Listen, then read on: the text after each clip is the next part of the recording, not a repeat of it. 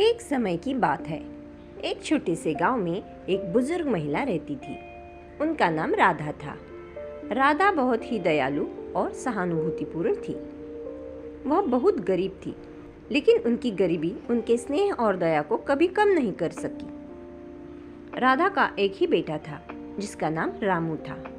रामू किसी नगर में नौकरी करता था और अपनी माँ से बहुत प्यार करता था। रामू हर महीने अपनी माँ के पास आता था, उसे पैसे देता था और फिर वापस शहर चला जाता था।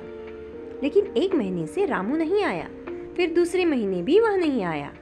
राधा को बहुत चिंता हुई। उसने सोचा कि उसके पास पैसे तो हैं, लेकिन उसके बेटे का ख्याल उसे चैन नहीं आने दे रहा था।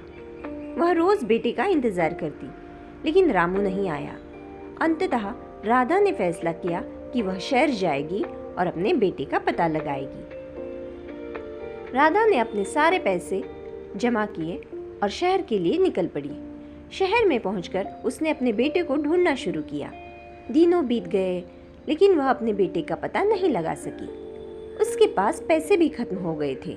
राधा की चिंता बढ़ गई, लेकिन उसने हार नहीं मानी। एक दिन वह एक दुकान के सामने बैठी थी और रो रही थी।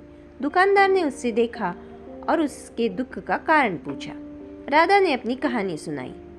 दुकानदार ने उसे अपने बेटे के बारे में बताया। रामू ने एक हादसे में अपनी जान गंवाई थी। राधा यह सुनकर टूट गई। उसने अपने बेटे के नाम की मिट्टी अपने हाथों से चूमी। उसकी आंखों में आंसू थे, लेकिन उसके मन में एक आशा थी। उसने अपने बेटे को खोने के दुख को स्वीकार किया और अपने गांव लौटने का फैसला किया।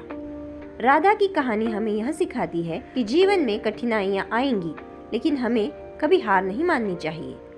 उसकी कहानी हमें दया, सहानुभूति और प्यार की शक्ति के बारे में भी याद दिलाती है।